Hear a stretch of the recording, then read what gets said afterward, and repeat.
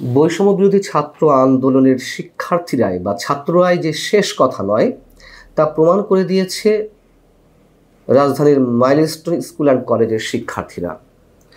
বৈষম্য বিরোধী ছাত্র আন্দোলনের ছাত্রনেতারা বা এনসিপির শীর্ষ নেতৃত্ব তারা যে নিজেদেরকে সর্বা মনে করত এবং তাদের মধ্যে যে একটা অহংবোধ তৈরি হয়েছিল বাংলাদেশে আর কোনো ছাত্র শক্তি নেই তাদেরকে চ্যালেঞ্জ জানানোর মতন, মাইলস্টোন স্কুল অ্যান্ড কলেজের শিক্ষার্থীরা সেই চ্যালেঞ্জটি জানিয়ে দিল এবং প্রমাণ করল এই বৈষম্য বিরোধী ছাত্র আন্দোলনের ছাত্রদের বাইরেও আরও অনেক ছাত্র শক্তি রয়েছে যারা যে কোনো সময় ফুঁসে উঠতে পারে ন্যায্যতার ভিত্তিতে।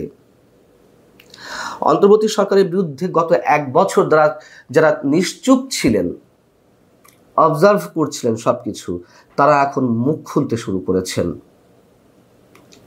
নির্বাচন, আইন শৃঙ্খলা পরিস্থিতি, রাষ্ট্রের সংস্কার, মার্কিন শুল্ক নীতির চাপ, অর্থনৈতিক অবস্থার গুমোট পরিস্থিতি, যে মব ভায়োলেন্স বা মব ইনজাস্টিস, অনাকাঙ্ক্ষিত নানান ধরনের ইস্যু, এসব বিষয়ে সরকারের প্রতি চরম আস্থার সংকট তৈরি হয়েছে চারিদিকে। সরকারের দুজন উপদেষ্টার পদত্যাগের দাবি উঠেছে, এর আগেও অনেক উপদেষ্টা পদত্যাগের দাবি উঠেছিল, কিন্তু কেউ কারোর কথায় কোনো ধরনের তোয়াক্কা করছে না। শিক্ষা সচিবকে সরিয়ে নেওয়া হলো তার পদ থেকে রাত ৩টার সময় এসএসসি পরীক্ষা স্থগিত করার ঘোষণা দেওয়ার মধ্য দিয়ে। তাহলে শিক্ষা উপদেষ্টা কেন সরতে হবে না? এবং বড় অদ্ভুত যুক্তি এই সব উপদেষ্টাদের, আগেকার রাজনৈতিক সরকারের মন্ত্রীরা যে সব যুক্তি দিয়েছেন এরাও তাই। শিক্ষা উপদেষ্টা সিআর আবরার নিজেকে মহৎ উদার প্রমাণ করার জন্য একটা ডায়লগ দিলেন যে পদ আঁকড়ে ধরে রাখতে পদে আসেননি, তবে নিয়োগকর্তা বললেই তিনি চলে যাবেন। আরে নিয়োগকর্তা বললে তো চলে যেতেই হবে, তখন আর কি উপায়? প্রত্যেকেই এমন কথা বলেন এবং যে দাবিটি উঠেছে সেটা যৌক্তিক দাবি। শিক্ষা সচিবকে যদি প্রত্যাহার করা হয় তাহলে আপনি থাকবেন কোন নৈতিকতার ভিত্তিতে? আর প্রধান উপদেষ্টা ক্ষণে ক্ষণে নাটক রচনা করেন, কোনো ধরনের সমালোচনা, সরকারের কোনো ধরনের ত্রুটি বিচ্যুতি নিয়ে সমালোচনা তুমুল পর্যায়ে গেলে তিনি বলেন যে আমি আর থাকবো না এই পদে। বারণ করেছে কে? চলে যান, চলে যাওয়ার সময় এসে গেছে। এমন একটা ধারণা সারা দেশের মানুষ গিয়ে তার পায়ের কাছে লুটিয়ে পড়বে, না না আপনাকে যেতে দেওয়া হবে না। নির্লজ্জতার চরম দৃষ্টান্ত স্থাপন করছেন এই কথিত নোবেল বিজয়ী অধ্যাপক ডক্টর মোহাম্মদ ইউনূস সাহেব। প্রকাশ্যে এখন এই কথাগুলো বলতে হবে। আমরা সামাজিক যোগাযোগ মাধ্যম লক্ষ্য করছি গত 2-3 দিন ধরে। সামাজিক যোগাযোগ মাধ্যমে সাধারণ মানুষের মধ্যে মাইলস্টোন স্কুল অ্যান্ড কলেজের যে দুর্ঘটনা সেটি নিয়ে যে নাড়া দিয়েছে মানুষের মনে, হৃদয়ে, তার মধ্যে মিনিমাম কোনো নাড়া দেয়নি তো। আমি শুধু প্রতিটি ঘন্টা গুনি, 3 দিন হয়ে গেল, 72 ঘন্টা হয়ে গেল। এই ভদ্রলোক এই বিমান দুর্ঘটনার, দেশের ইতিহাসে এত বড় দুর্ঘটনায় যারা আহত হয়েছেন তাদেরকে কোথাও দেখতে গেলেন না, ক্ষতিগ্রস্ত এলাকা পরিদর্শনে গেলেন না। এমন রাজাকে আমরা আর কোথাও আর কখনো পেয়েছি দেশে?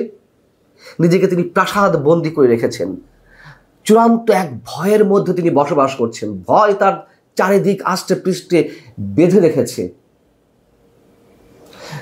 কোটা সংস্কার আন্দোলনের চূড়ান্ত মুহূর্তে সাবেক প্রধানমন্ত্রী শেখ হাসিনাও তো 30শে জুলাই, 5 আগস্ট যেই সরকারের পতন হলো, সেই সরকারের প্রধানমন্ত্রী শেখ হাসিনা তার 4 দিন আগে 30শে জুলাই তিনি আহতদের দেখতে গিয়েছিলেন হসপিটালে।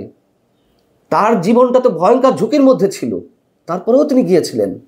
আর এই যে কথিত শান্তিতে বিজয়ী নোবেল বিজয়ী অধ্যাপক ডক্টর মোহাম্মদ ইউনূস, তিনি কি এমন রিস্কের মধ্যে আছেন যে তিনি কাউকে দেখতে গেলেন না আজ পর্যন্ত, এখনো পর্যন্ত?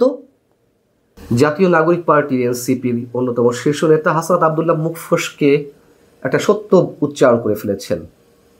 তিনি স্বাস্থ্য উপদেষ্টাকে উদ্দেশ্য করে কথা বলতে গিয়ে ডক্টর মোহাম্মদ ইউনূসের প্রতি ইঙ্গিত করে বলেছেন যে উনার একমাত্র যোগ্যতা তিনি গ্রামীণ ব্যাংকে ছিলেন এবং ডক্টর মোহাম্মদ ইউনূসের খুব কাছের মানুষ। এই স্বাস্থ্য উপদেষ্টা লইয়া আমরা কি করিব? দুঃখের বিষয় হচ্ছে উনি নিজে চিকিৎসা করাতে যান সিঙ্গাপুরে। এসব কথা বলে তো থলের বিড়াল বের হয়ে আসবে। এই যে মাইলস্টোন স্কুল অ্যান্ড কলেজের ভয়ঙ্কর দুর্ঘটনা, এই বিষয়ে তার কোনো রোল আপনারা দেখেছেন? অর্থাৎ স্বজনপ্রীতি, ডক্টর মোহাম্মদ ইউনূসের দুর্নীতি, তার উপদেষ্টা পরিষদে যারা রয়েছেন তাদের অধিকাংশের বিরুদ্ধে একের পর এক যে দুর্নীতির অভিযোগ, সরকার পরিচালনা, রাষ্ট্র পরিচালনার যে চরম ব্যর্থতার পরিচয় আমরা গত 1 বছর ধরে পাচ্ছি। এরপরেও ডক্টর মোহাম্মদ ইউনূস নিজেকে আন্তর্জাতিক খেলোয়াড় বলে দাবি করেন। যতই আন্তর্জাতিক খেলোয়াড় বলে দাবি করুন না কেন, যতই পরাশক্তিগুলো আপনার পিছে থাকুক না কেন, মানুষ যখন ফুঁসে উঠবে তখন কেউই পালানোর পথ খুঁজে পায় না। এবং এই যে হাসনাত আবদুল্লাহ যে কথাগুলো বললেন, আপনাদের কি মনে হয় যে এগুলো আসলেই তারা বিরোধিতা করছে সরকারের? না, এগুলো নাটকের একটি অংশ। তাদের কখনো কখনো নিরপেক্ষতা দেখাতে হয় যে আমরা তো ডক্টর মোহাম্মদ ইউনূসের বিরুদ্ধে কথা বলছি, যখন আবার তার পদত্যাগের প্রসঙ্গ ওঠে এই এনসিপি নেতারা গিয়ে তারা আবার এক ধরনের হুমকি ধামকি দেয়, না পদত্যাগ করা যাবে না, আপনি আসছেন অমুক কাজ করতে, আপনি আসছেন তমুক কাজ করতে, এগুলো শেষ করে যেতে হবে। কি যে এক গ্যারাকলে পড়েছি আমরা দেখছি মানুষ এখন প্রকাশ্যে মুখ খুলতে শুরু করেছে। অন্তত যাদের দিকে আমরা চেয়েছিলাম এতদিন মুখে কুলুপ পেটেছিলেন, এখন তারা কথা বলছেন। সিপিডির সম্মানিত যে ফেলো দেবপ্রিয় ভট্টাচার্য, বাংলাদেশের অন্যতম অর্থনীতিবিদ, তিনি রাজধানীতে একটি অনুষ্ঠানে যে মন্তব্য করেছেন তা হচ্ছে এরকম: সরকারের কোনো নৈতিক অবস্থান পরিষ্কার করা নেই। এখন মোটামুটি পরিষ্কার হয়েছে যে আমরা সরকার বলতে যাদের দেখি আনুষ্ঠানিকভাবে আসলে তার ভেতরেও আরেকটি সরকার রয়েছে। চরম বাস্তবতা সম্পন্ন একটা কথা। তিনি বলছেন এটা এখন আর কোনো গোপন বিষয় নয়, এটা সবার কাছেই প্রকাশ্য। অধ্যাপক দিলারা চৌধুরী, রাষ্ট্রবিজ্ঞানী, তিনি বলছেন আমরা জাতীয় সংকটে পড়েছি। বাইরের দেশে হস্তক্ষেপ, অর্থনীতি, শিক্ষা, স্বাস্থ্য, ক্লাসরুমে ছেলেদের ফিরে না যাওয়া, এসব সংকট অত্যন্ত ঘনীভূত। অর্থনীতিবিদ মাহা মির্জা, তিনি বলছেন সরকারের সঙ্গে দ্বিমত করলে, এনসিপি নিয়ে কিছু বললেই অভ্যুত্থানের পক্ষে যারা ছিলেন তাদের আক্রমণ করা হচ্ছে। এর প্রতিটি কথাই তো একেবারে স্পষ্ট আমরা দৃশ্যমান দেখছি। ডক্টর মোহাম্মদ ইউনূস, যিনি গত 365 দিনে একটি বারের জন্য শিক্ষার্থীদের উদ্দেশ্যে, ছাত্রদের উদ্দেশ্যে, দেশের শিক্ষা ব্যবস্থা নিয়ে, তাদের পড়াশোনা নিয়ে একবারের জন্য ট্রু শব্দটি উচ্চারণ করেননি। তিনি শুধু ব্যবসায়ী হতে শেখান, উদ্যোক্তা হিসেবে শেখান। এই ব্যক্তির কাছে আমরা কি আশা করতে পারি? আমরা নিশ্চিত আর বেশি দিন নয়, আর কিছু অল্প দিন থাকলেই দেশের যা ক্ষতি হওয়ার হয়ে যাবে, এই কথা এখন স্পষ্ট করে বলতে হচ্ছে আমাদেরকে, এবং তা প্রমাণিত হচ্ছে।